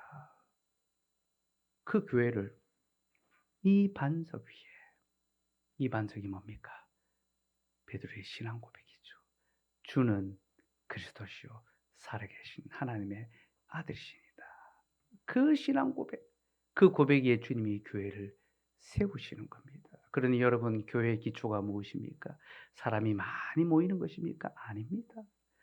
사람이 많이 모이지만 주님을 고백하지 않는 교회가 있습니다. 세상을 고백하고 자기의 신념을 고백하는 자들이 있습니다. 정말로 참된 교회는요, 적은 무리가 모여도 예수 그리스도를 참되게 고백하는 바로 거기에 있습니다. 그래서 주님이 적은 무리여 두려워하지 말라. 그리스도를 고백하는 자들은 언제나 많지 않습니다. 그러나 강하다는 사실을 기억하시기 바랍니다. 주님이 그 고백 위에 자신의 교회를 세우십니다. 근데 여기 보면요, 내가 이 반석 위에 내 교회를 세우리니 라고 하셨습니다. 여러분, 내 교회, 교회의 주인이 누구라는 겁니까? 주님이라는 거죠. 주님이라는 거죠. 야, 베드로야, 네가 잘했다. 네가 이렇게 믿음의 고백을 한 것은 하나님이 너에게 은혜를 주신 것이다. 그러니 넌 이제 교회를 세워라. 그렇게 말씀하지 않았습니다. 누가 세운다고 하셨습니까? 내가 내 교회를 세우리니. 교회를 세우는 것은요, 사람이 아닙니다. 물질이 아닙니다. 권세가 아닙니다. 교회를 세우는 것은 오직 유일하신 교회의 머리 대신 우리 주님이 자신의 교회를 세우십니다. 저는 이거를요, 개척하면서 절실히 깨달았습니다. 제가 처음 개척을 시작할 때 2016도 이제 그 10월 달쯤 됐을 때 제가 SF 간사 사역을 한 10여 년 했거든요. 그래서 청년들을 열심히 복음을 가르쳤습니다. 제가 가르친 복음의 내용은 교회에 대한 것입니다. 하나님이 얼마나 영광스럽게 교회를 세웠는데 우리 시대 교회가 그 교회의 영광을 모르고 살아간다. 그 교회의 영광을 우리가 바라보자. 말씀으로 열심히 교회를 가르쳤습니다. 그렇게 한 10년쯤 30대에 제 인생의 가장 빛나는 한 토막을 SFC에 고스란히 다 드렸습니다. 근데 하나님이 저에게 40이 넘어가는 즈음에 저에게 이런 마음을 주시더라고요. 박 목사, 교회를 가르치는 거 참 좋은데 너는 언제까지 교회를 가르치기만 할 거냐고. 이제 교회를 세워야 되지 않겠냐. 저를 다른 삶으로 부르신다는 그런 마음을 주셨습니다. 그때가 42, 43 될 어간인데요. 그 즈음에 저에게 인생의 여러 갈림길이 좀 있었습니다. 선택의 기회들이 있었습니다. SFC에서도 더 중요한 일을 좀 하도록 콜링이 있었었고요. 그리고 감사하게도 몇몇 교회들에서 청빙을 좀 하는 요청들이 있었습니다. 감사한 마음으로 제가 그 청빙들을 받아 그 소식을 접했습니다. 그러면서 하나님이 나에게 또 다른 사역의 장을 부르시는구나, 그런 마음이 들었는데요. 기도하는 가운데 하나님 저 안에 계속 그런 마음을 주시는 거예요. 요청을 받은 그런 교회들은 너 말고도 갈 수 있는 사람이 있지 않겠느냐. 왠지 하나님께서 제가 아니면 안 되는 그런 교회를 세우기를 원하신다는 마음이 좀 드는 거예요. 그렇게 기도하며 고민하는 중에 마음속에 이제 뭔가 개척해야 되는가라는 찝찝한 마음이 들지만 이걸 이제 꾹꾹 누르면서 그건 아닐 거야 하면서 뭐 개척도 부르심이 있어야지 막 그러는 중에 제가 가르친 청년 2명이, 학생 2명이 큰 모임을 마치고 집에 가려고 하는데 저를 이제 부르더라고요. 저를 불러가지고 가로수 밑으로 저를 데려가가지고 거기서 저한테 이렇게 이야기합니다. 간사님이 우리에게 가르친 그 교회를 우리가 함께 세워가면 좋겠습니다. 저희의 목사님이 되어주세요. 그렇게 이야기합니다. 2명이 와가지고 우리의 목사님이 되어주세요. 저를 목사 청빙을 하더라고요. 근데 그 2명의 부르심이 거부할 수 없는 하나님의 음성으로 들리더라고요. 하나님의 부름으로 들리더라고요. 그래서 제가 어디 가서 늘 이야기합니다. 나는 개척을 하지 않았습니다. 개척을 당했습니다. 개척교회 목사로 청빙을 받았습니다. 정말로 하나님께서 저를 청빙해 주셨어요. 그래서 개척을 하기로 결정을 하고 이제 실행에 옮기려고 이제 하는데, 대학생 뭐 2-3 명이 뭘 하겠습니까? 실질적인 준비는 이제 저와 제 아내가 다 해야 되는 거죠. 세상 물정도 하나도 모릅니다. 근데 누가 도와주는 사람도 없었습니다. 예배당 부지를 마련해야 되고 사택도 마련해야 되고 여러 가지 이제 준비하는데 참 어렵더라고요. 현실적으로 뭐 사람이 있나 돈이 있나 아무것도 뭐 없는 그런 상황이었습니다.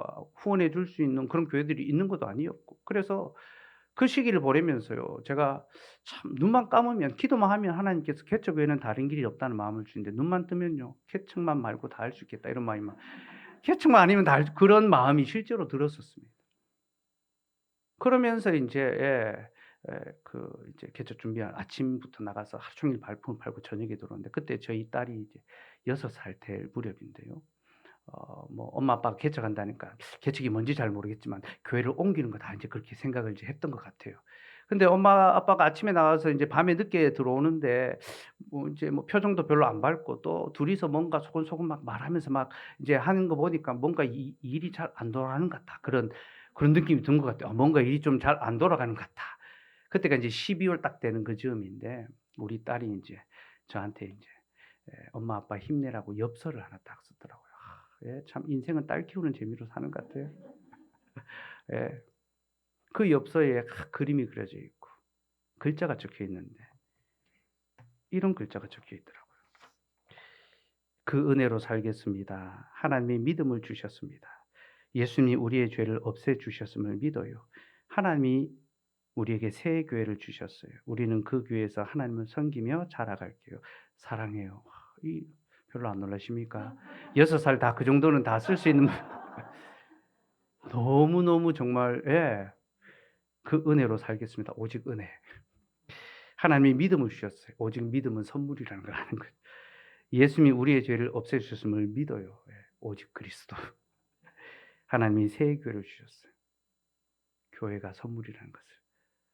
6 살짜리가 그걸 적어 주는데 제가 아직도 그 글귀와 그게 안 잊혀졌어요. 제가 늘 가지고 있습니다. 예. 근데 우리 딸이 그때가 신앙의 전성기였던 것 같아요. 그래서 제가 한 번씩 "야 너 그때로 돌아가야 돼." 어린아이 같은 그 마음으로. 그때는 막 세뱃돈 받고 다 헌금하겠다고 막 그래서 뭐 50만 원, 100만 원 모아서 막 헌금하더니 요즘은요 안 해요 잘 그렇게. 아까워하고 막 예 막 블랙핑크 뭐 앨범 사야 된다고 막 "너 그때로 돌아가야 된다."면서 어린아이의 그 순수한. 근데 제가 이 엽서를 받으면서요.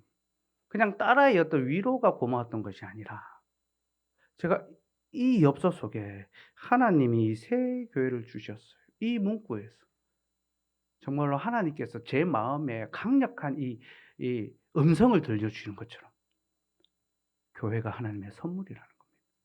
하나님이 우리에게 새 교회를 주셨어요. 교회가 하나님의 것이라는 겁니다. 교회가 하나님의 것이고 교회는 하나님이 세우시는 건데 마치 목사인 내가 세울 수 있는 것처럼 그래도 예배 공간도 있어야 되고 없으면 사택에서 시작하는데 사람도 있어야 되는데 누가 올까 안 올까 제가 전화번호부에서 누군 그래도 얘는 오겠지. 얘는 안 올까? 이거 세고 있더라고. 몇 명이 올까 이거 세고 있고 누구한테 좀 연락해서 좀 후원을 좀 요청을 할까? 이거 계산하고 있더라고요. 내가 세울 수 있는 것처럼. 근데 하나님께서 "어이 박 목사 교회는 네가 세우는 거 아니야. 교회는 내가 세우는 거야. 교회는 내가 세우는 것이니 너는 나를 향한 믿음의 고백을 붙잡아라." 하나님이 저에게 그 마음을 주시더라고요. 교회는 주님이 세우시는구나. 주님이 세우신 사람이 세우는 거 목사가 세우고 장로가 세우는 것이 아니고 어떤 돈 많은 성도가 세우는 것이 아니라 하나님이 세우시는 거. 내가 해야 될 것은 그 하나님을 향한 참된 신앙 고백을 붙잡고 있는 것. 주님을 향한 그 믿음의 고백을 붙잡고 있는 것. 그것이 내가 해야 될 일이구나. 확신하게 됐습니다. 그리고 일체 뭐 누가 뭐 도와달라고 안 했습니다. 알아서 도와주시더라고요. 굶어 죽을까 싶어서. 누구 오라고 연락도 안 했습니다. 온다고 해도요. 다시 생각해 보라 했습니다. 내가 좋아서 오지 마라. 그러면 내가 싫어서 간다. 사람은 그런 존재예요. 좋아서 왔다가 싫어서 떠납니다. 그게 우리의 관계예요. 어쩔 수 없는 죄인이 우리의 관계예요. 목사도 장로도 집사도 권사도 성도도 다 그렇습니다. 교회 생활이라는 게 참 우리의 연약함이 너무나 곳곳에서 드러나서 상처가 되고 그래서 떠나고 또 그런 어떤 어려움을 겪지 않습니까? 그게 그게 우리의 연약한 실질이에요. 그래서 "내가 좋아서 오지 마라." 그러면 나 때문에 떠나니까. 주님의 말씀이 부르시면 와라. 말씀이 너를 부를 때 정말로 생명의 말씀을 듣고 그 말씀으로 함께 주님의 교회로 지어지기를 소망한다면 나한테 온다고 말할 필요 없다. 그 예배의 자리에 참석하면 된다. 그래서 모였습니다. 몇 명이 올지 누가 올지 몰랐습니다. 그냥 예배하는 날짜, 시간만 정하고 장소만 알기를 원하는 사람한테 알렸습니다. 그리고 그날 한 20명 정도 학생들이 모여서 그렇게 교회가 시작이 됐습니다. 사랑하는 여러분, 교회는 주님의 것입니다. 세우시는 분이 주님이시고 주께서 자신을 향한 신앙 고백을 지키는 교회는 끝까지 지켜주십니다. 교회가 어려움을 겪을 때 정말로 붙잡아야 될 것은요, 참된 믿음의 고백입니다. 우리 안에 주님을 향한 내가 정말 삼위 하나님을 예배하겠다는 그 믿음의 고백이 있다면요, 그 믿음의 고백이 있는 곳에 주님의 교회가 있을 것이고 주님은 그 교회를 반드시 지키고 보존해 주실 것입니다. 그럼 여러분, 그 믿음이 어디에서 옵니까? 그 믿음이 어디로부터 옵니까? 그 믿음이 말씀을 들음에서 옵니다. 로마서 10장 17절 말씀.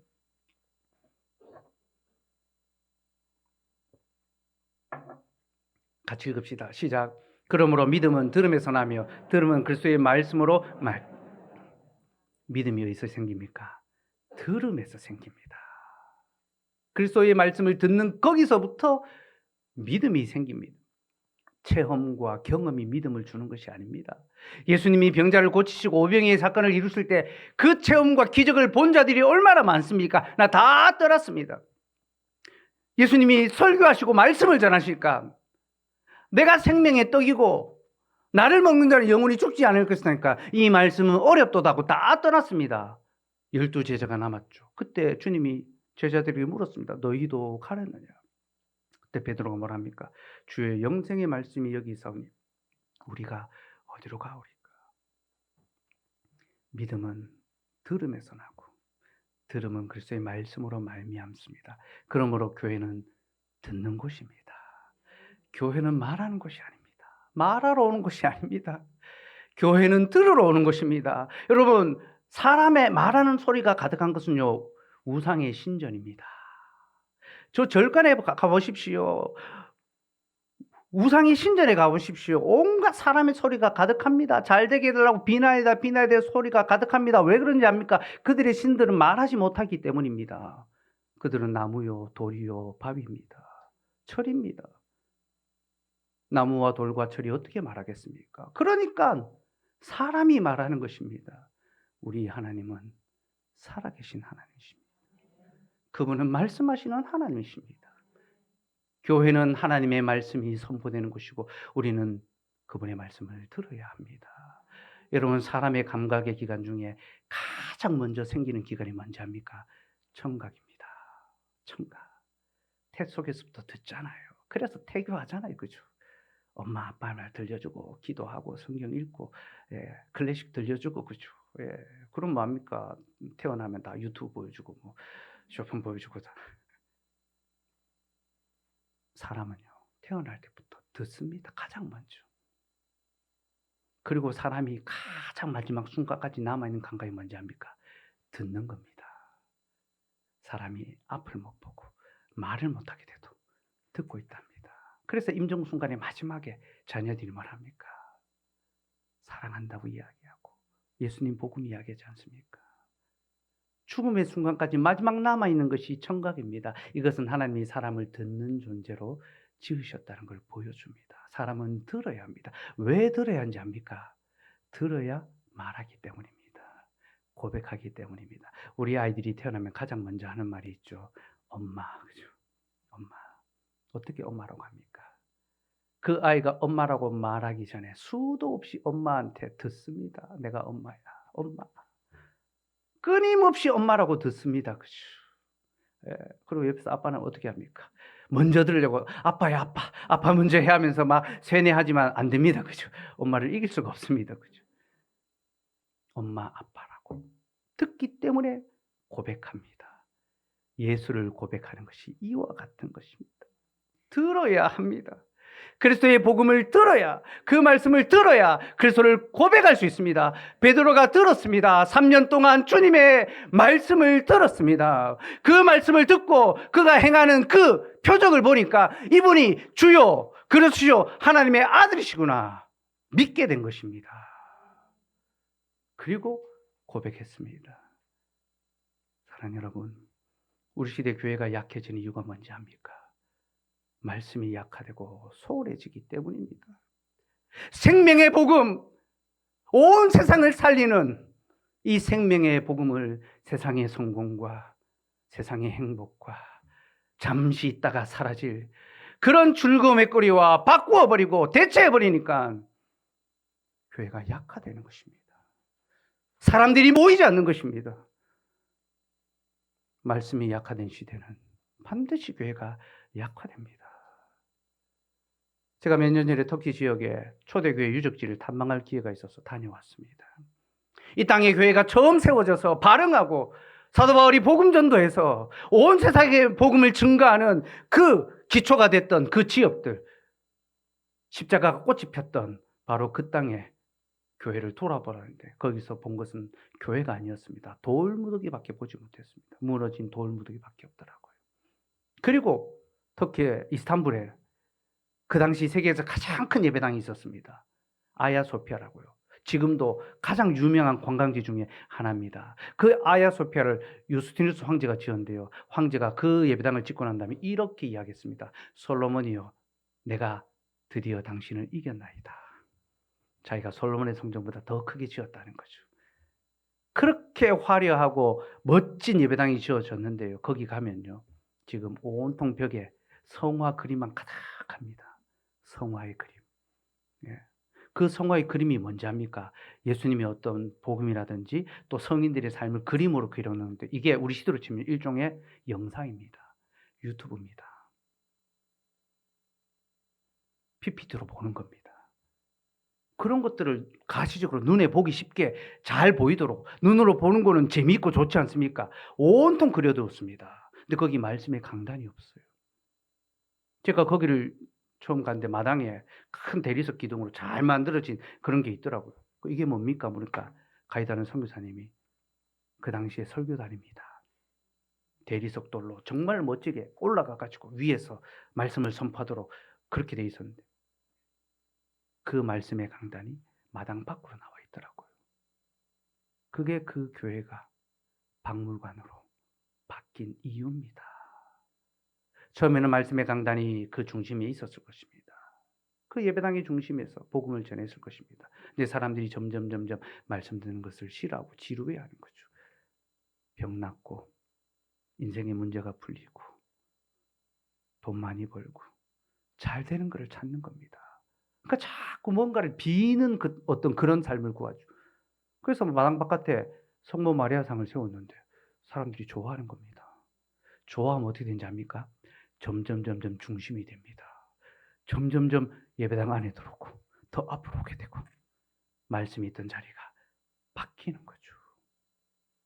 교회가 쇠퇴하고 교회가 문을 닫을 수밖에 없는 겁니다. 우리 시대의 교회가 약해지는 것은요, 하나님의 말씀이 약화되고 있기 때문입니다.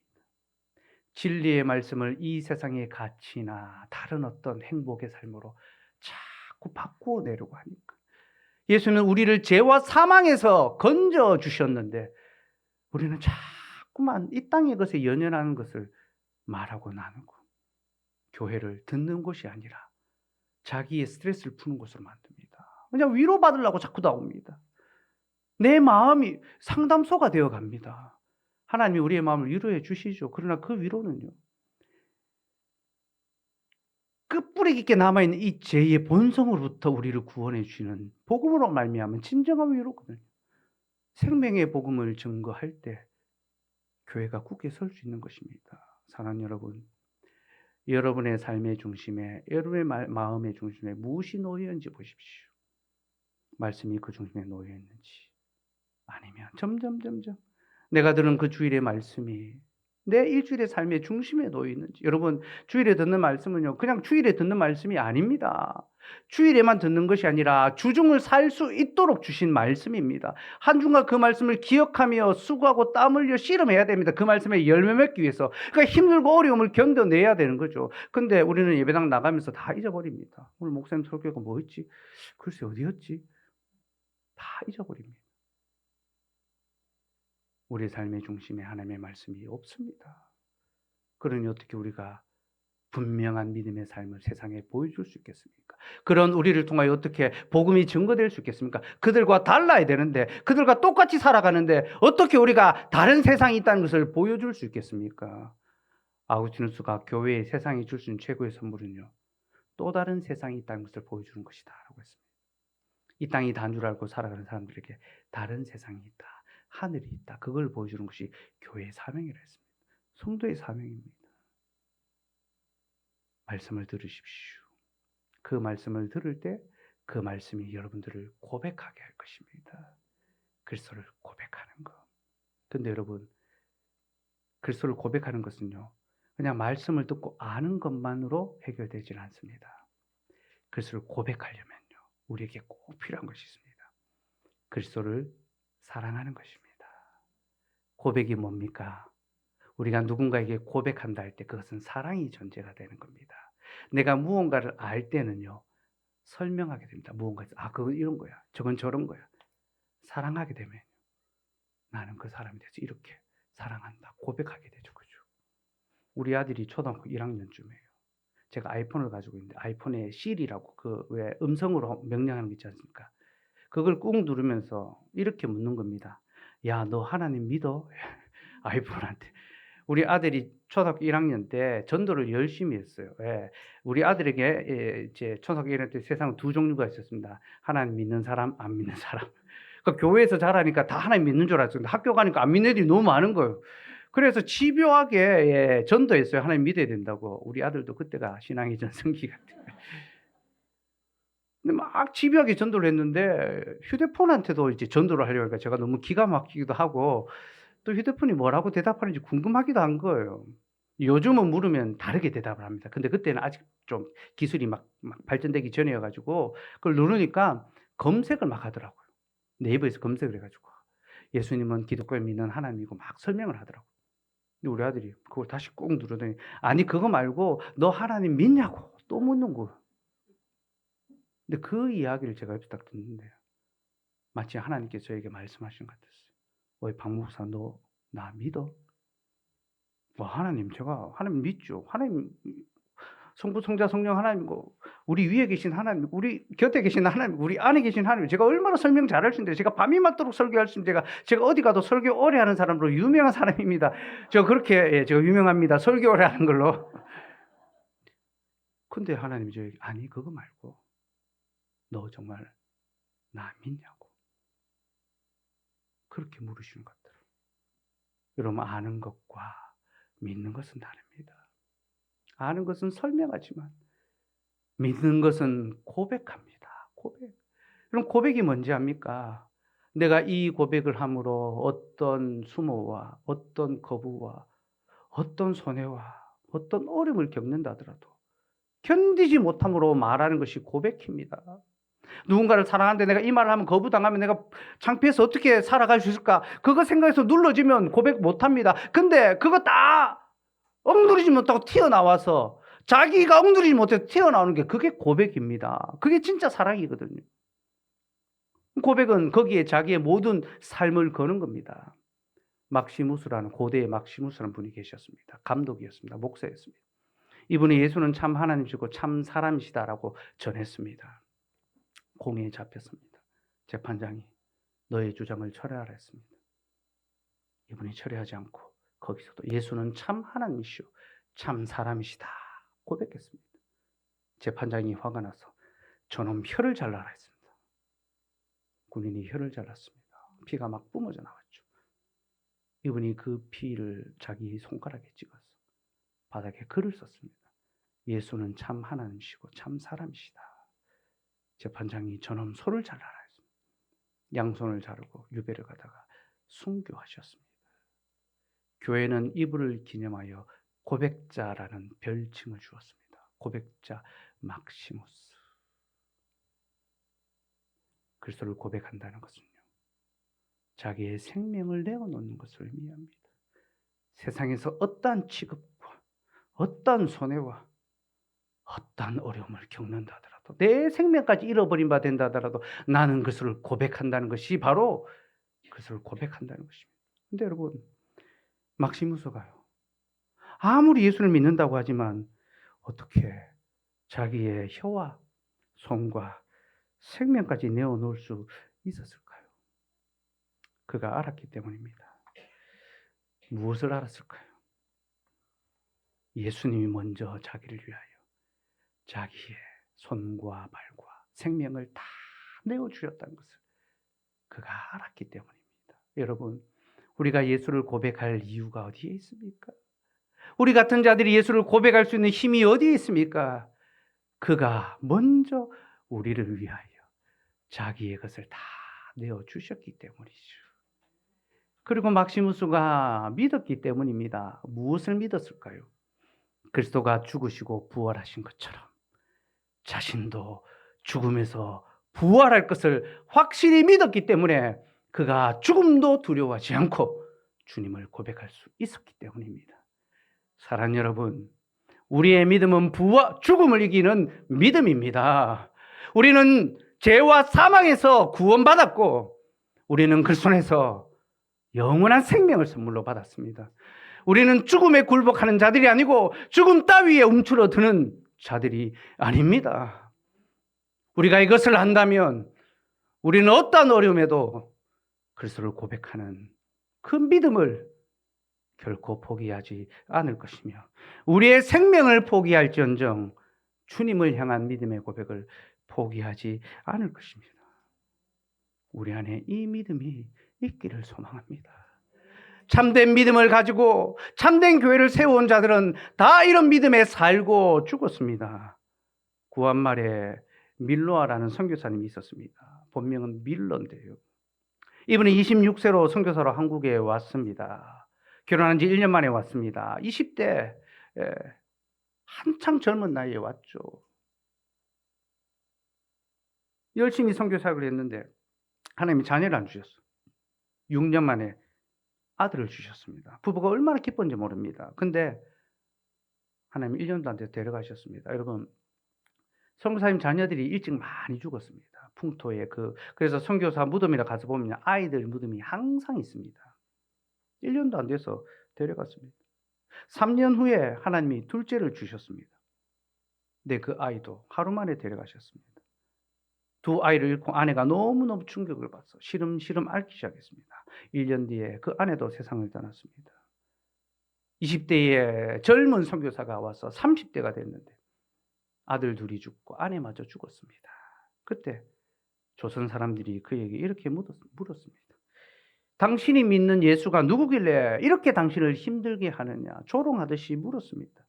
아니, 예수 믿으면 복 받는다면서 당신을 보니까 이렇게 인생이 어려워지냐면서 조롱하듯이 물었습니다. 그때 밀로아 선교사님이 그들을 향하여 찬송의 시를 하나 지어서 대답했습니다. 그 찬송시가 찬송가 96장에 나와 있습니다. 예수님은 누구신가? 예수님은 누구신가? 우는 자의 위로와. 예수님이 누구신가? 우는 자의 위로가 되시고 없는 자의 풍성이 되시고. 근데 거기 그 가사에 보면 이런 게 나옵니다. 예수님은 누구신가? 약한 자의 정함과 눈먼 자의 빛이시며 병든 자의 고침과. 병든 자의 고침. 선교사님이 주님을 병든 자의 고침이라고 고백했습니다. 근데 자기 아들들이 고침받지 못하고 죽었습니다. 자기 아내도 죽었습니다. 근데 바로 그 다음이 죽은 자의 부활되고 우리 생명 대신.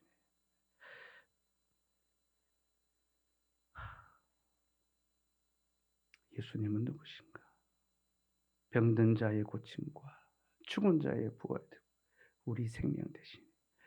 병든 자의 고침을 고백할 때 마음이 쓰라렸을 것입니다. 죽은 아들과 아내가 생각났을 것입니다. 그러나 죽은 자의 부활되고 우리 생명 대신. 이 고백하면서 믿음의 소망으로 하나님을 찬송하고 하나님을 예배하고 영광을 돌려드렸습니다. 사랑하는 여러분, 그리스도를 고백한다는 것이 바로 이런 것입니다. 여러분에게 예수는 누구신가? 여러분들이 들은 말씀으로 고백하셔야 됩니다. 그는 우는 자의 위로고 없는 자의 풍성이고 병든 자의 고침이시고 죽은 자의 부활이고 우리 생명 되십니다. 그 영원하신 우리의 주와 그리스도시고 하나님의 아들 되신 예수 그리스도를 힘있게 고백하며 살아갑시다. 그 고백 위에 주님이 자신의 교회를 결코 흔들리지 않는 주님의 교회를 반드시 세워내실 것입니다. 기도하겠습니다. 우리의 구원이시고 우리의 소망이시고 우리의 생명이신 주님, 오늘도 주의 뜻을 따라 우리를 주의 교회로 부르시고 주의 거룩한 성도가 되게 해주셔서 감사합니다. 주님, 오늘 우리에게 예수 그리스도의 복음을 들려주셨습니다. 이 복음은 그 무엇으로도 살 수 없는 우리를 죄와 사망에서 건지는 생명의 복음입니다. 주님, 우리가 이 복음을 들었으니 이제 이 복음을 고백하게 하시고 이 믿음을 고백할 때에 이 고백에 우리의 생명도 걸게 하여 주시옵소서. 그렇게 우리 모두가 다 예수를 주와 그리스도요 하나님의 아들로 고백하게 하시고 주는 그 고백 위에 주님의 교회를 세워주시고 이 교회에 주의 택하신 많은 백성들을 불러 모아주시고 하나님의 생명의 말씀이 힘있게 증거되게 하시고 그 말씀으로 주의 백성들을 더욱더 흥왕하도록 하나님 역사하여 주시옵소서. 감사드리며 예수의 이름으로 기도드리옵나이다. 아멘.